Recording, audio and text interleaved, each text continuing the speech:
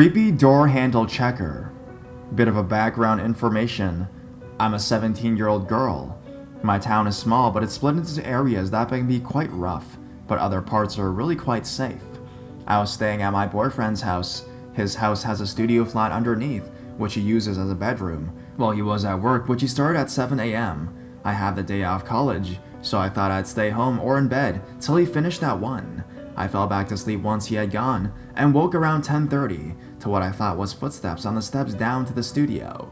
I thought it was my boyfriend coming home early, so I sat up ready, waiting for him to make his way inside. I waited several minutes, but I heard nothing else. I decided it was nothing, so I checked my phone for a while, texting my boyfriend and making sure he was at work. He was. After maybe half an hour, I forgot about the footsteps. I was too engrossed in checking Facebook and Instagram.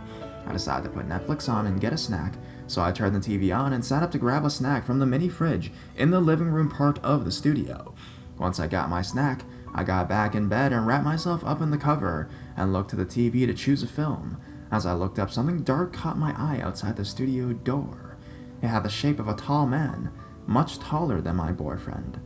I actually considered the possibility of there being a tree that I hadn't noticed out there. It all of a sudden swayed out of vision towards the window behind the TV. All the blinds and curtains were shut, and the door window was frosted, but I, all of a sudden, became aware of the fact that I was alone, completely naked, and there was someone outside the door. I was frozen in shock, staring at the door for maybe 5 minutes, whilst this figure moved back and forth in front of the window, either smoking or on the phone. At one point, the figure stopped dead in front of the door and put their hand on the handle, lightly enough for it to barely make a sound, but I was sure they had checked it if it was locked. Finally, the figure moved faster and went up the steps. I went straight to grab my phone and text my boyfriend to see if he had been outside the studio and forgot his key or something like that, but no, he was still at work. By this point, I was totally freaked out. I got dressed and got a knife from the kitchen and sat, staring at the door. The guy didn't return that day, but during the night at some ungodly hour, my boyfriend and I were fast asleep and were rudely awoken by possibly the loudest knock in the universe. The walls and doors are thin enough to shout through, so my boyfriend shouted, "Yeah?" And an unfamiliar voice replied my boyfriend's name. It was dark and I was utterly freaked out from the incident earlier, so I insisted he look through the letterbox before opening the door. The person on the other side may have been able to hear this, as when my boyfriend looked through the letterbox, no one was there. Since then, nothing unusual or creepy has happened, but I'm still scared to stay alone in the studio. So, creepy stalker knocker guy, let's not meet.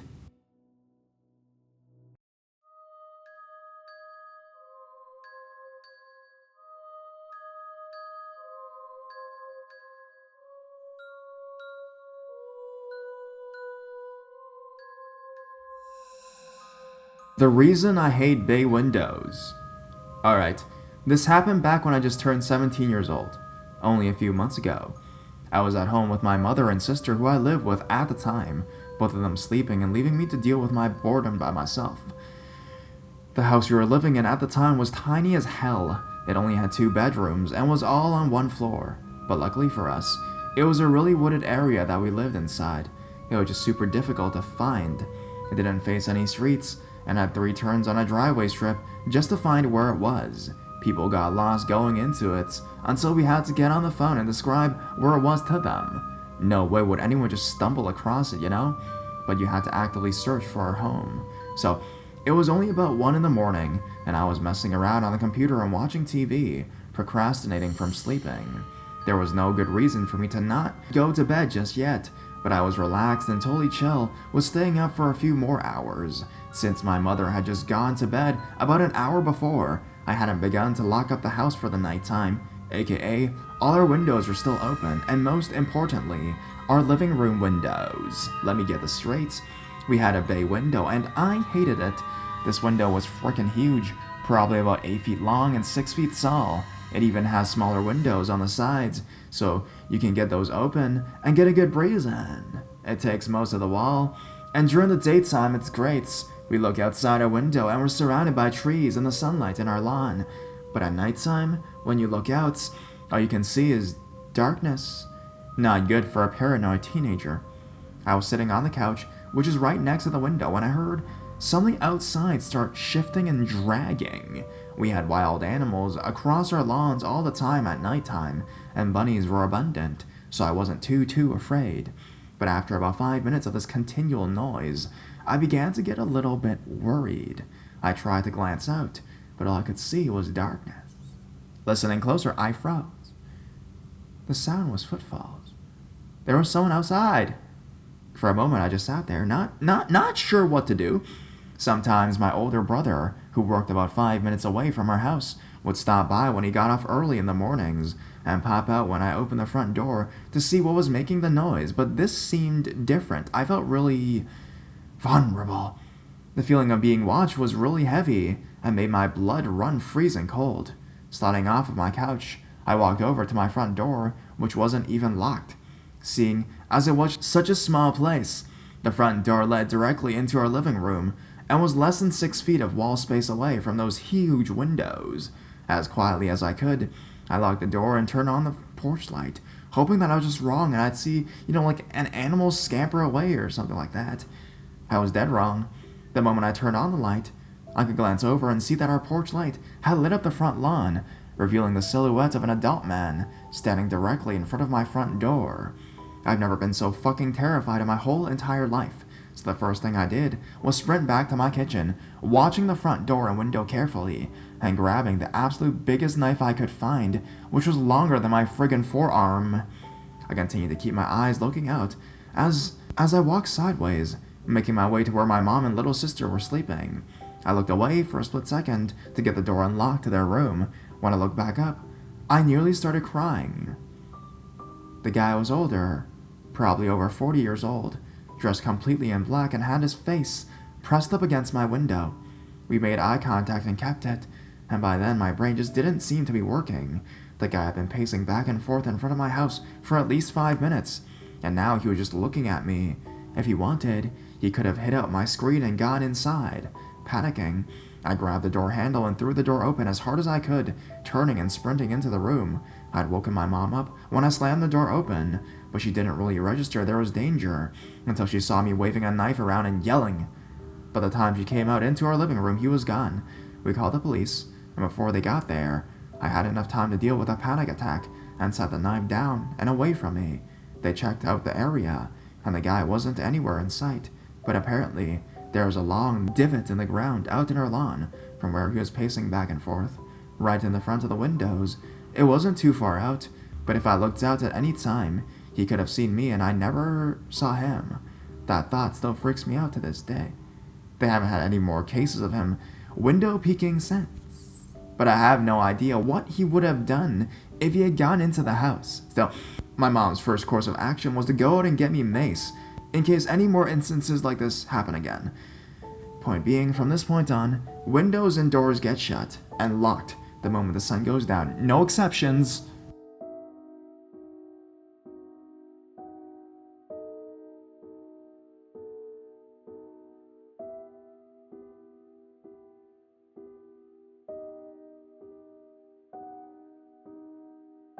Home alone and heard noises. This happened several years ago when I lived with my ex-boyfriend. We had recently moved into a 2-bedroom house and set to work turning into a home.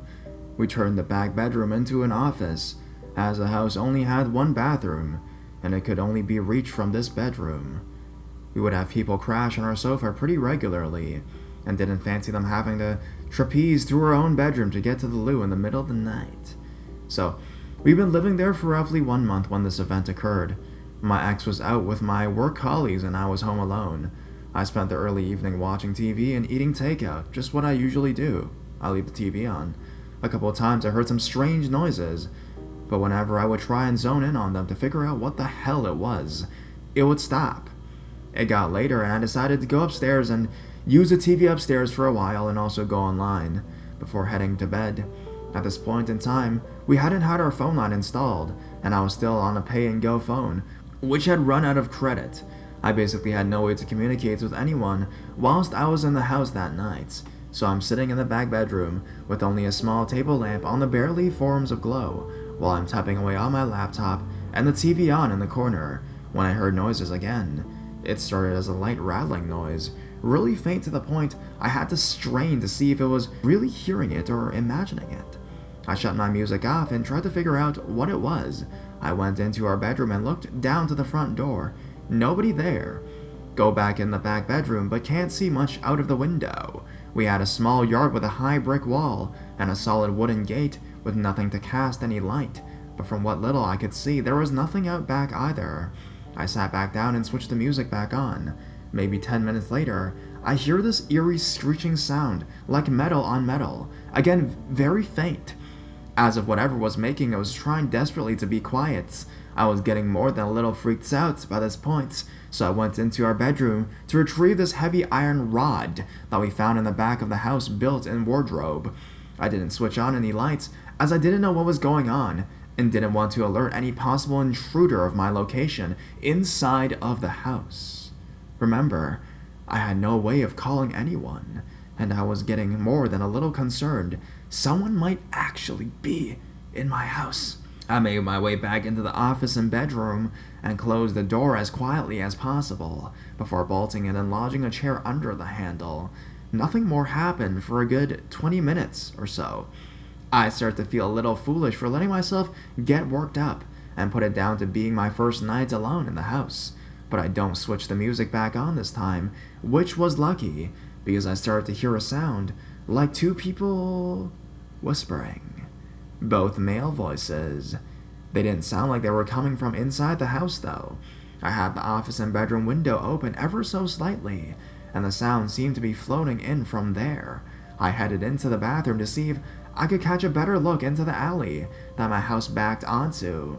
The office and bedroom and the bathroom formed an L around the yard with the bathroom extending further out. I climbed up onto the ledge and inched the window open to try and see out into the alley. I couldn't see a thing, but the whispering was louder and coming from directly behind my gate.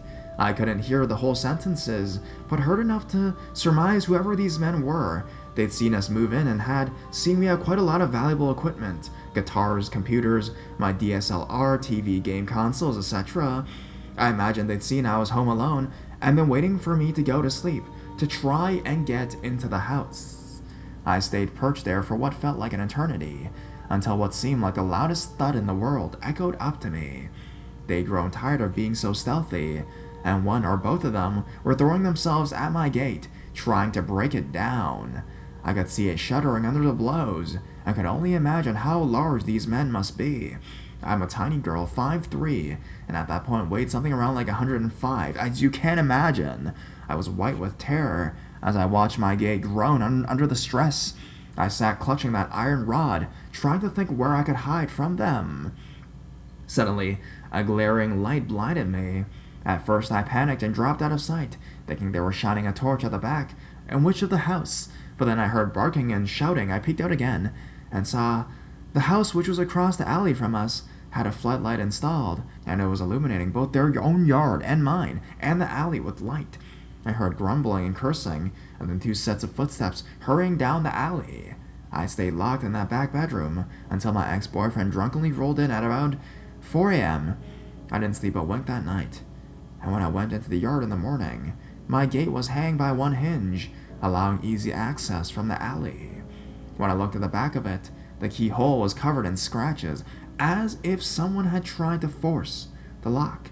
If they hadn't woken the house behind us, I dread to think what could have happened.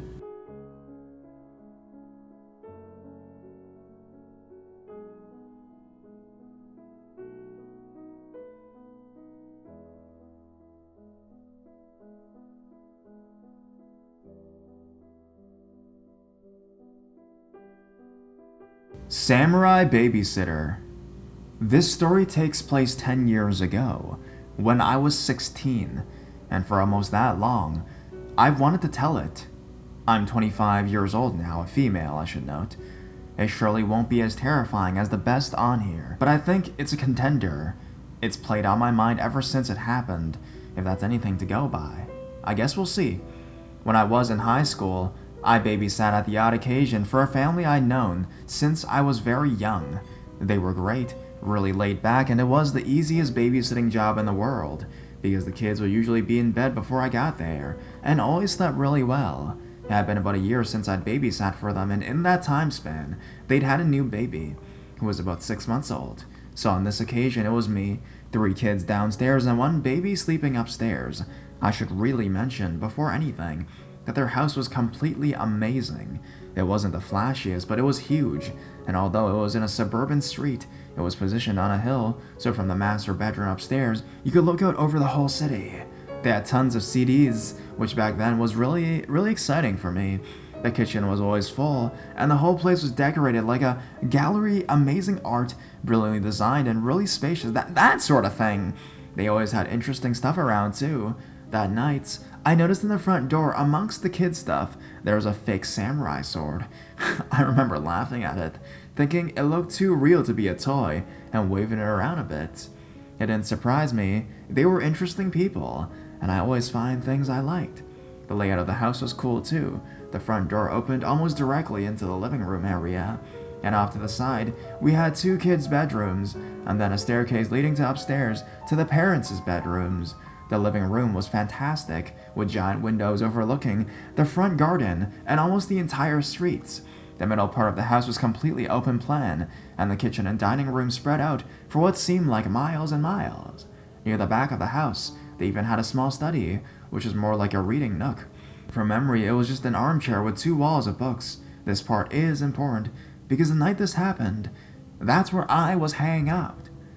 I'd been dropped off by my parents around 8:30, and the mom and dad left soon after that, telling me the kids were fast asleep, and that if I had any problems with the baby, I could wake their eldest daughter, who was good at selling him, and would help me if I needed it. I remember being comforted by that, because I knew virtually nothing about babies. I didn't need to in the end, because the kids slept fine, but the important thing is I felt safe, at ease. They told me they would be back around 1 a.m., and to call if I needed anything. I wasn't worried. I'd done this countless times before, and even though it was a cold night with a harsh wind, I knew this house. I knew the kids would sleep. I knew nothing would happen. I was completely at home. I felt so safe, actually, that when I had trouble locking the screen door after they'd gone, I didn't stress too much about it. Maybe it was just jammed or something like that. I didn't have a key to the front door, and usually the screen door shut just fine. They lived in a good neighborhood, though, and it didn't occur to me at the time that it was anything to worry about. I quickly forgot about it. I went to the study to read, after quickly peeking in on the kids. I lost track of the time after a while. I didn't have a mobile phone when I was 16 years old, so there was no clock in the living room. I was totally lost in a book, and before I knew it, a couple hours had gone by. But it wasn't really realizing the time that woke me from my reading stupor. It was nothing at all. And that's what was so frightening. I'd been deep in the book, and then all of a sudden looked up and felt such a sense of dread. Suddenly, everything seemed more quiet.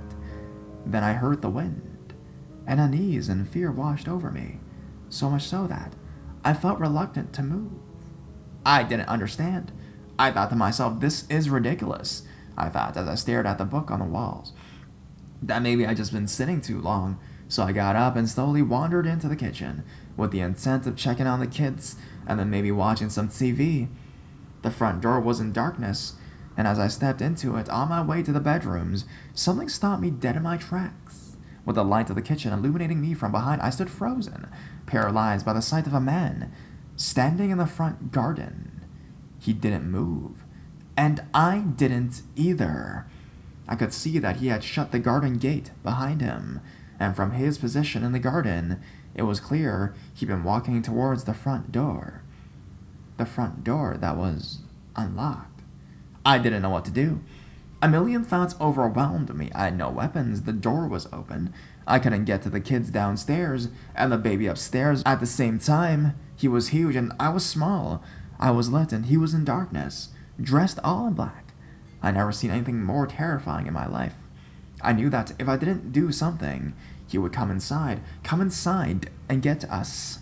Then, out the corner of my eye, I spot the fake samurai sword, and very slowly, bending down slightly, but not taking my eyes off the figure in the garden, I picked it up and raised it in the air above my head. I don't know why, but I couldn't have anything else to do, and after what seemed like an eternity, he turned and slowly walked towards the gate, opened it, and walked down the street. It was only then that I saw the glint of something at his side, something he'd been hiding in one hand, as he stood staring into the house. I stood there for a long time, watching him walk away into the distance, and then I ran to the front door and leaned against it, forcing it shut against an intruder that was no longer there. I was 16, and I was stupid. I never called anyone. I stayed that way until the parents got home, and I never told them what happened. I never told anyone for a long time. I thought everyone would blame me for putting the kids in danger. And then I convinced myself that it was nothing, and maybe I just overreacted. The family today are fine and well, and nothing has ever happened to them or their house after that night. But I've always been thankful for that moment of intense dread that caused me to leave the study, because if I hadn't, I don't even let myself think of how differently that night would have gone. So, man in the garden, I hope the fake sword was enough to scare you away from lurking outside people's houses in the night. And I hope we never meet again.